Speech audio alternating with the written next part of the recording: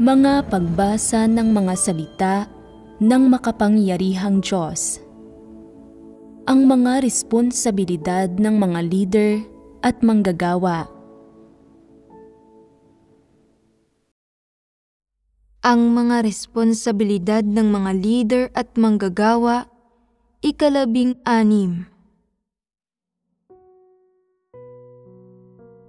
Ikalawa, pagpapakalat ng mga kuro-kuro tungkol sa mga salita at gawain ng Diyos. Ang mga taong ito na nagpapakalat ng mga kuro-kuro ay gumagamit ng sarili nilang mga kuro-kuro para sukatin ang mga salita ng Diyos, ang gawain ng Diyos, pati na rin ang diwa at disposisyon ng Diyos. Nananampalataya sila sa Diyos sa loob ng mga kuro-kuro nila. Tinitingnan ang Diyos sa loob ng mga kuro-kuro nila at pinagmamasdan at sinisiyasat nila ang bawat salitang sinasabi ng Diyos, ang bawat item ng gawaing ginagawa ng Diyos, at ang bawat kapaligirang inihahanda ng Diyos sa loob ng mga kuro-kuro nila. Kapag umaayon ang ginagawa ng Diyos sa mga kuro-kuro nila, pinupuri nila ng malakas ang Diyos. Sinasabing matuwid ang Diyos, tapat ang Diyos, at banal ang Diyos. Kapag hindi umaayon ang ginagawa ng Diyos sa mga kuro-kuro nila, at nagdurusa ng labis na kawalan ang mga interes nila, at nagtitiis sila ng matinding pasakit, kumikilos sila para itanggi ang mga salitang sinasabi ng Diyos at ang gawaing ginagawa niya. Nagpapakalat pa nga sila ng mga kuro-kuro para hikayatin ang mas maraming tao na magkaroon ng maling pagkaunawa at maging mapagbantay laban sa Diyos. Sinasabi nila, huwag basta-bastang maniwala sa mga salita ng Diyos at huwag ding basta-bastang isagawa ang mga salita ng Diyos. Kung hindi, kung masasamantala ka at magdurusa ka ng mga kawalan, walang mananagot para dito. At iba pa. Halimbawa, sabi ng Diyos, sa inyong taos-pusong gumugugol para sa akin, tiyak na labis ko kayong pagpapalain. Hindi ba't ang mga salitang ito ay ang katotohanan? Ang mga salitang ito ay 100% ang katotohanan. Wala itong pagkamainiti ng ulo o panlilin lang. Hindi mga kasinungalingan o mga ideyang matayog pakinggan ang mga ito. Lalong hindi isang uri ng espiritual na teorya ang mga ito. Ang mga ito ay ang katotohanan. Ano ang diwa ng mga salitang ito ng katotohanan? Ito ay na dapat kang maging taos-puso kapag ginugol mo ang sarili mo para sa Diyos. Ano ang ibig sabihin ng taos-puso? Kusang loob at walang halong dumi, hindi nauudyo ka ng pera o kasikatan, at tiyak na hindi para sa sarili mong mga intensyon, pagnanais at layon. Ginugugol mo ang sarili mo hindi dahil pinilit ka, o dahil nahikayat, nakumbinsi, o nahata ka. Sa halip, nagmumula ito sa loob mo ng kusang loob. Bunga ito ng konsensya at katwiran. Ito ang ibig sabihin ng pagiging taos-puso. Sa usapin ng pagiging handang gumugol ng sarili para sa Diyos, ito ang kahulugan ng pagiging taos-puso. Kung gayon, paano na ipapamalas ang pagiging taos-puso sa mga praktikal na paraan kapag gumugugol ka ng sarili mo para sa Diyos? Hindi ka nagsisinungaling o nandaraya hindi ka nanlalansi para makaiwas sa gawain, at hindi mo ginagawa ang mga bagay ng pabasta-basta. Inilalaan mo ang buong puso at isipan mo. Ginagawa ang lahat ng makakaya mo at iba pa. Masyadong marami ang detalye rito. Sa madaling salita, ang pagiging taos-puso ay kinapapalooban ng mga katotohanang prinsipyo. May pamantayan at prinsipyo sa likod ng mga hinihingi ng Diyos sa tao. Sinasabi ng ilang tao, kung ihahandog ko ang pagiging taos-puso ko at ang lahat ng kakarampot na ipon ko sa pananampalataya sa Diyos, magkakamit ba ako ng higit pa? Kung magkakamit ako ng higit pa, sulit na ihandog ang lahat. Pagkatapos nilang maghandog, nakikita nilang hindi sila pinagpapala ng Diyos at pinagbubulayan nila ito. Iniisip nila, marahil hindi pa sapat ang inihandog ko, kaya maghahandog ako ng higit pa. Lalabas ako at ipapangaral ko ang Ebanghelyo. Kapag nakakaranas sila ng mga paghihirap habang nangangaral ng Ebanghelyo, nagdarasal sila. Minsan, kapag hindi sila nakakakain o nakakatulog ng maayos, patuloy pa rin sila sa pagdarasal. Iniisip nila, sinabi ng Diyos na ang mga taong taos-pusong gumugugol ng sarili nila para sa Diyos ay tiyak na labis na pagpapalain. Siguro ay hindi pa sapat ang pagiging taos-puso ko, kaya mas magdarasal pa ako. Sa pagdarasal, nagkakamit sila ng pananalig at hindi nila alintana ang pagtitiis ng kaunting paghihirap. Nagsisimula talaga silang makakita ng ilang resulta mula sa pangangaral ng Ebanghelyo at iniisip nila, ngayon ay medyo taos-puso na ako. Magmamadali akong umuwi para tingnan kung gumanda na ba ang buhay ng pamilya ko, kung gumaling na ba ang sakit ng anak ko, at kung maayos na ba ang takbo ng negosyo ng pamilya ko. Kung may mga pagpapala ba mula sa Diyos o wala. Ito ba ay taos-pusong paggugol ng sarili para sa Diyos? Ano ito? Ito ay paggawa ng kasunduan sa Diyos. Ginagamit nila ang sarili nilang mga pamamaraan at ang itinuturing nilang pagiging taos-puso na batay sa mga kuro-kuro nila para gawin ang gusto nila at para matamo ang ninanais nila mula roon. Patuloy nilang ginagamit ang pagiging taos-puso na nauunawaan nila para patunayan ang mga salitang ito na sinabi ng Diyos, palaging inuusisa kung ano ba ang balak na gawin ng Diyos, kung ano na ang kanyang nagawa at ano ang hindi pa niya nagagawa. At palagi nilang hinuhulaan kung pagpapalain ba sila ng Diyos o hindi, at kung nais ba niyang pagpalain sila ng lubos. Patuloy nilang kinakalkula ang inihandog nila at kung gaano karami ang dapat nilang makamit, kung ibinigay na ba iyon ng Diyos sa kanila, at kung natupad na ba ang mga salita ng Diyos. Palagi silang naghahanap ng mga katunayan para masubok ang pahayag ng Diyos.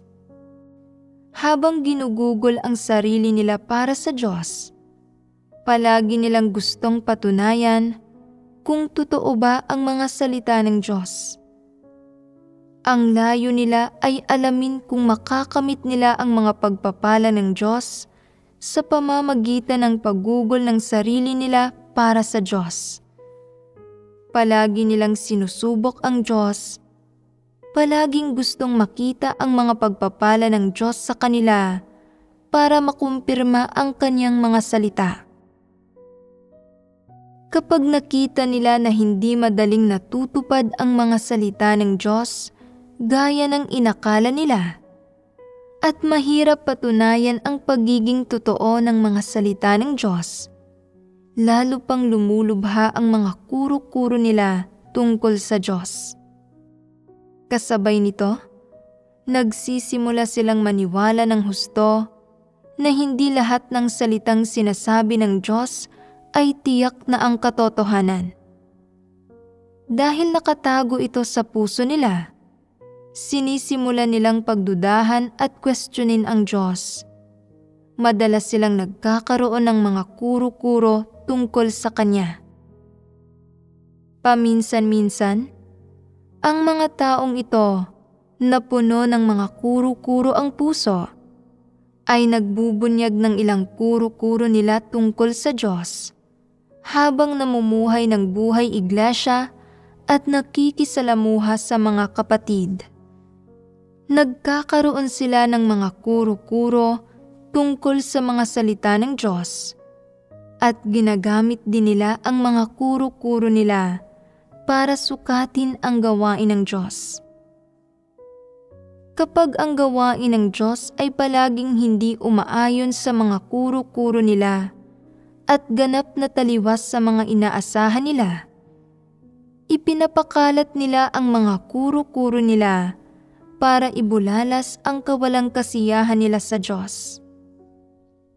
Halimbawa, sinasabi ng Diyos na malapit nang matapos ang kanyang gawain at dapat talikuran ng mga tao ang lahat ng bagay para sumunod sa Diyos at gugulin ang sarili nila para sa Kanya, makipagtulungan sa gawain ng Diyos, at huwag nang maghangad ng mga makamundong kinabukasan ng isang matiwasay na sambahayan at iba pang mga gayong bagay. Pagkatapos sabihin ng Diyos ang mga salitang ito, patuloy na gumagawa ang Diyos ng maraming gawain.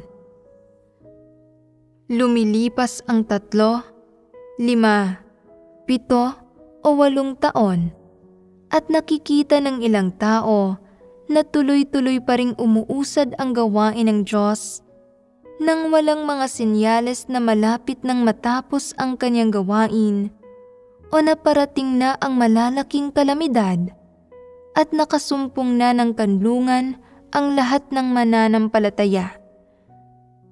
Iyong mga gumagamit ng mga kuro-kuro nila para sukatin ang gawain ng Diyos ay hindi na makapaghintay na matapos agad ang gawain ng Diyos para makabahagi ang mga mananampalataya sa magagandang pagpapala ng Diyos.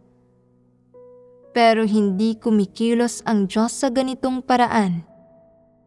Hindi niya isinasakatuparan ang usaping ito ayon sa mga kuro-kuro at imahinasyon ng tao.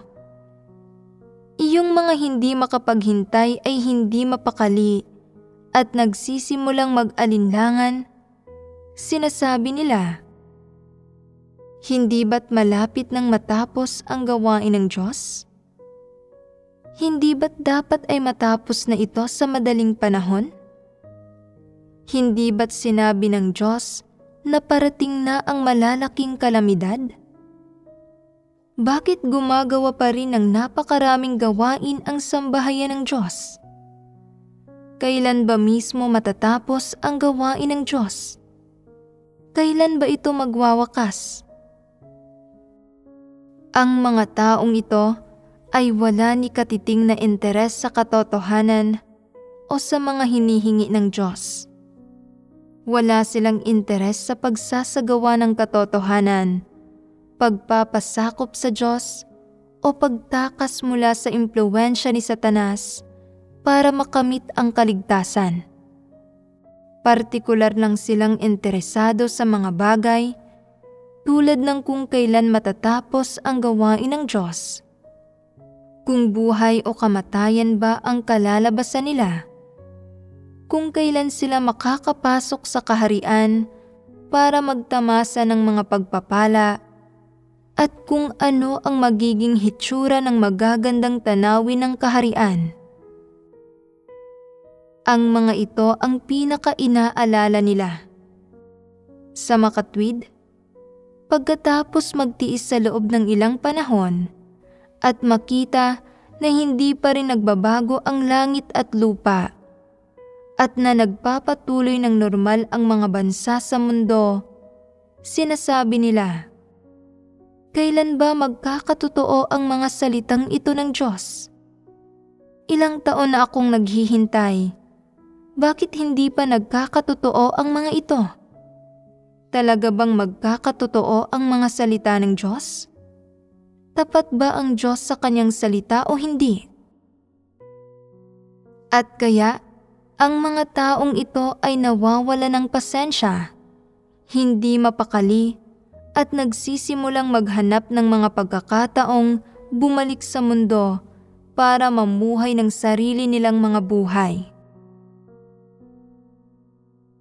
Ang gawain ng Diyos at ang mga katotohanang ipinapahayag ng Diyos ay palaging lampas sa mga imahinasyon ng tao at palaging higit pa sa mga kuro-kuro ng tao. Gaano man subukan ng mga tao, hindi nila maarok o masukat ang mga ito. Hindi nila alam kung ano eksakto ang mga pamamaraan ng gawain ng Diyos o kung ano ang mga layon na nais nitong makamit.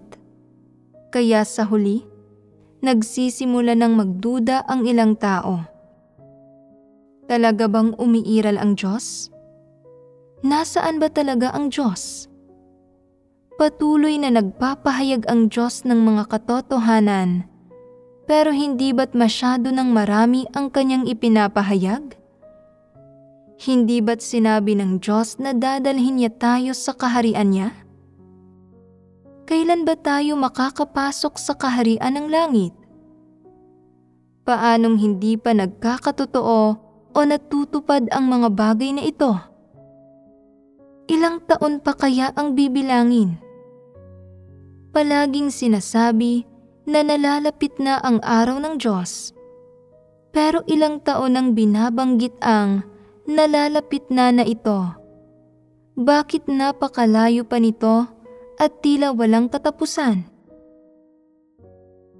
Hindi lang sila nag-iisip sa ganitong paraan, kundi ipinapakalat pa nila ang mga pagdududang ito kung saan-saan.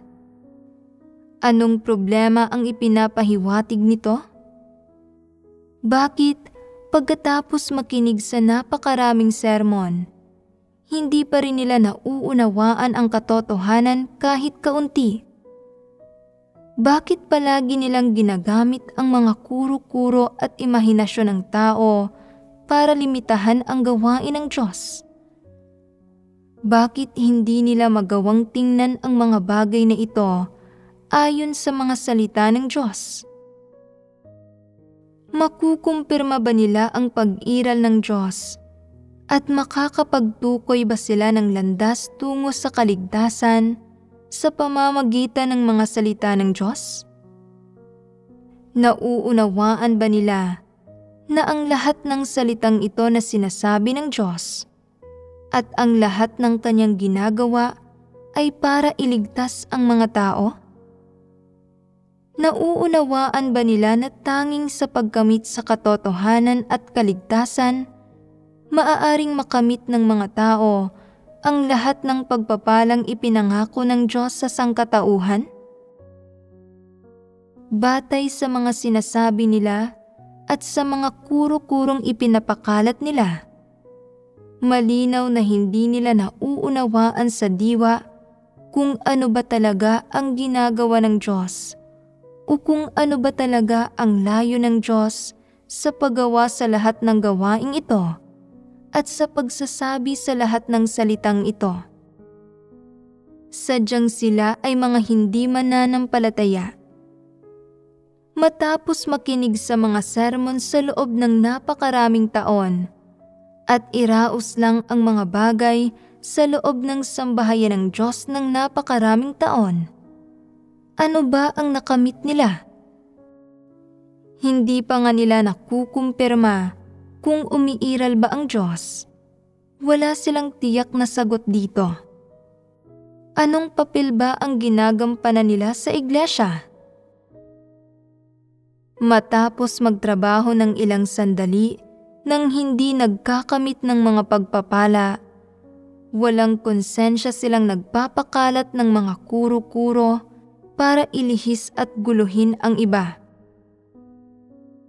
Ang mga bagay na kaswal nilang sinasabi ay mga paghusga laban sa Diyos at sa kanyang gawain.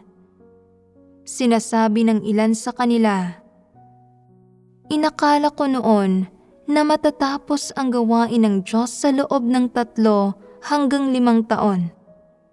Hindi ko inasahan na hindi pa rin ito matatapos kahit 10 taon na ang lumipas. Kailan matatapos ang gawaing ito?" Patuloy na isinusulat ang mga artikulo ng patotoo. Patuloy ang paggawa ng mga video ng mga pagtatanghal ng himno at mga pelikula. Patuloy na ipinapangaral ang ebanghelyo. Kailan ito matatapos? Tinanong pa nila ang iba, "Hindi ba't ganito rin ang naiisip ninyo?" Bueno, kahit ano pa ang iniisip ninyo, ganoon ang iniisip ko. Isa akong matapat na tao. Sinasabi ko ang anumang nasa isipan ko. Hindi tulad ng ilang tao na hindi sinasabi ang nasa isipan nila at kinikimkim lang nila ang lahat ng ito. Sobrang matapat naman pala nila. Ang lakas ng loob nilang sabihin ang kahit ano. Ang mas malala pa, sinasabi nila, "Kung hindi pa matatapos agad ang gawain ng Diyos, maghahanap na lang ako ng trabaho, kikita ng kaunting pera, at mamumuhay ng sarili kong buhay." Sa lahat ng taon na ito ng pananampalataya sa Diyos, napalampas ko ang napakaraming masarap na pagkain, magandang lugar, at material na kasiyahan. Kung hindi ako nanampalataya sa Diyos, nakatira na sana ako sa isang mansyon, may sariling kotse, at marahil ay nalibot ko na ang mundo ng ilang beses sa mga nagdaang taon. Kung magbabalik tanaw ako, maganda naman ang buhay noong hindi pa ako nananampalataya sa Diyos. Napakasaya ko noon. Kahit medyo walang kabuluhan ito, natatamasa ko ang mga kasiyahan ng laman. Nakakakain at nakakainom ako ng maayos. At nagagawa ko ang anumang gusto ko nang walang anumang mga limitasyon. Sa mga taon na ito ng pananampalataya sa Diyos, nagdusa ako ng husto at masyado akong naging malupit sa sarili ko. Bagamat nakamit ko ang kaunting katotohanan at mas nararamdaman ko ang kaunting kapanatagan sa puso ko, hindi mapapalitan ng mga katotohanang ito ang mga kasiyahan ng laman na iyon. Bukod dito, hindi kailanman natatapos ang gawain ng Diyos at hindi kailanman nagpapakita ang Diyos sa mga tao. Kaya hindi ko kailanman nararamdaman ang tunay na kapanatagan. Sinasabi nilang ang pag-unawa at pagkamit sa katotohanan ay nagdadala ng kapayapaan at kagalakan. Pero ano ang silbi ng pagkakaroon ng kapayapaan at kagalakan?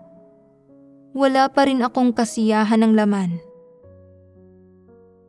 Napakaraming beses nang sumagi sa isipan nila ang mga kaisipang ito. At inulit-ulit na nila ang mga ito sa sarili nila ng maraming beses. Kapag naniniwala silang may sapat na katwiran ang mga kuro-kuro nila para makapanindigan at nararamdaman nilang tama na ang panahon at sapat na ang kalifikasyon nila para hanapan ng kung ano-anong kapintasan ang gawain ng Diyos, hindi nila mapigilang ipakalat ang mga komento at kuro-kurong binanggit sa itaas. Ipinapakalat nila ang kawalang kasiyahan nila sa Diyos at ang mga kuro-kuro at maling pagkaunawa nila tungkol sa gawain ng Diyos. Sinusubukan nilang ilihis ang mas maraming tao para magkaroon ng maling pagkaunawa sa Diyos at sa kanyang gawain. Siyempre, may ilan ding may mga lihim na motibo na gustong pigilan ang mas maraming tao na igugol ang sarili nila para sa Diyos. Gusto nilang talikuran ng mga ito ang mga kasalukuyang tungkulin ng mga ito at itakwil ang Diyos. Kung mabubuwag ang iglesia, para sa kanila ay ito ang pinakamainam na bagay sa lahat. Ano ang layo nila? Kung hindi ako magkakamit ng mga pagpapala, wala ring sino man sa inyo ang dapat na umasa pa. Guguluhin ko ang mga bagay-bagay para sa inyong lahat para wala sa inyo ang magkaroon ng pag-asa na makamit ang katotohanan o ang mga pagpapalang ipinangako ng Diyos. Dahil wala silang nakikitang pag-asa na magkakamit sila ng mga pagpapala, nawawala na sila ng pasensya na maghintay pa ng mas matagal. Hindi nila mismo nakakamit ang mga pagpapala at ayaw rin nilang makamit ng iba ang mga ito. Sa makatwid, kapag nagpapakalat sila ng mga kuro-kuro, sa isang banda ay ibinubulalas nila ang kawalang kasiyahan nila. Nagrereklamo sila na walang anumang aspekto ng gawain ng Diyos ang umaayon sa mga kuro-kuro at imahinasyon ng tao, at na ang pamamaraan ng Diyos sa paggawa ay walang pagsasaalang-alang sa mga damdamin ng mga tao.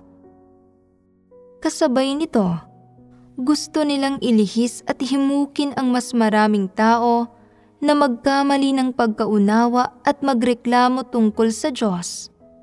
Magkaroon ng mga kuro-kuro tungkol sa Diyos at mawala ng pananalig.